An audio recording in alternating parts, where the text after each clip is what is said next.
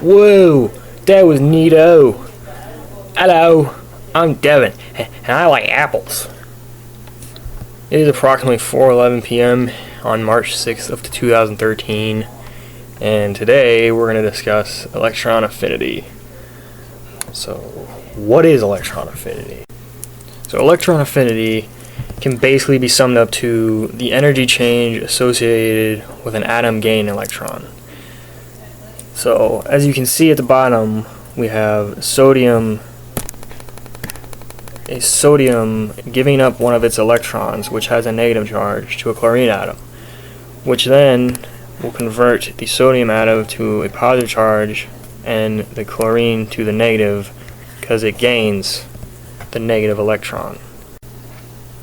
Some key points are going to be, most often you'll have negative values, which is the result of energy being released, and the more negative it is, the easier it will be to add an electron. So when we take a look at the periodic table, there are a few patterns. As you can see, going on the group numbers from left to right, the electron affinity is going to increase, whereas the period going from top to bottom is going to decrease or increase from bottom to top. And here's just to show you the values to get a closer look. As you can see, going from left to right, you can see that the values are increasing, especially in group 17. You're going to have your highest values there. So you're probably asking yourself, why is 17 the highest values and not 18?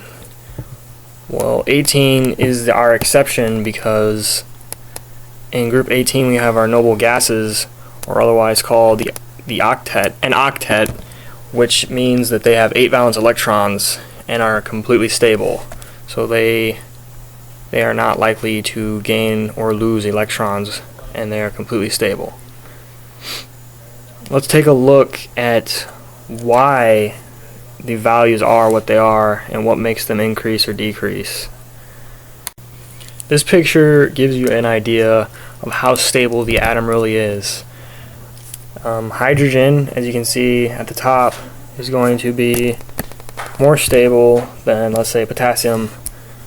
So let's take a look at how that is. On the periodic table, the atomic radius of atoms is going to decrease from left to right. Electron affinity also increases from going from left to right and decreases as we go from top to bottom, like I have stated before.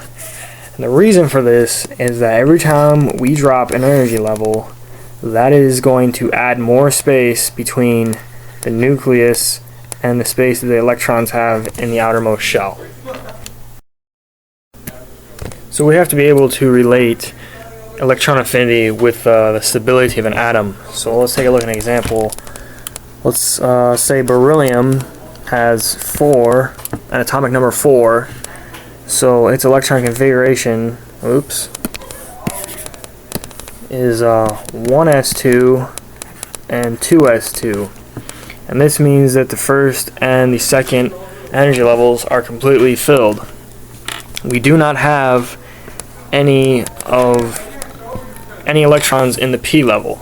So with the first and the second level filled, this gives it somewhat stability.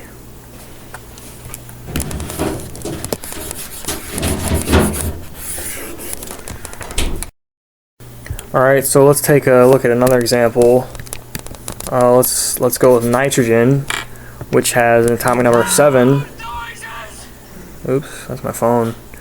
So our electron configuration is going to be 1s2, 2s2, and then 2p3. And having 3 electrons in the p level is going to give this atom even more stability.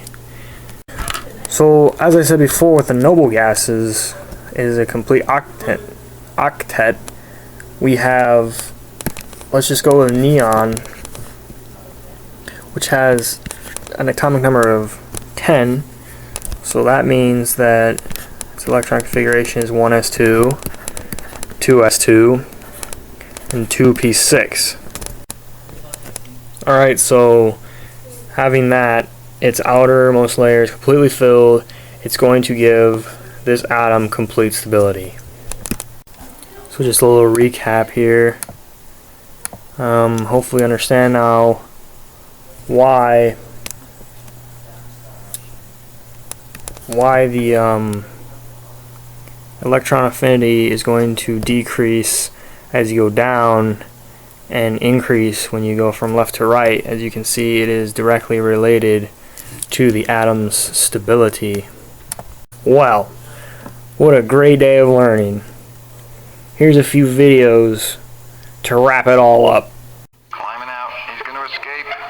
He's going over the fence. What happens when he hits the ground on the other side? He's almost out. She's not paying attention.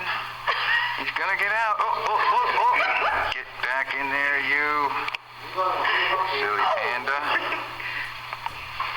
These two wrestling with the plastic box. He's going right back for it. Look at him.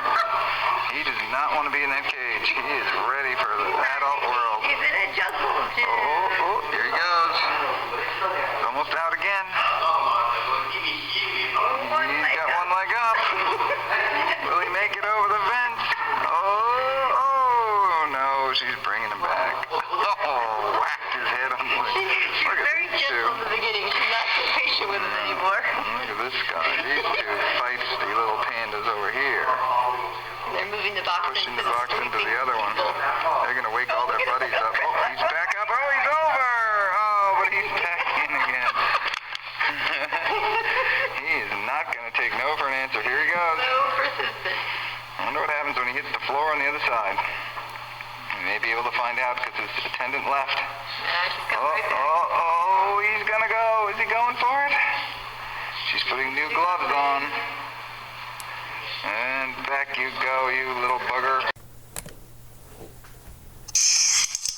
Kittens, inspired by kittens.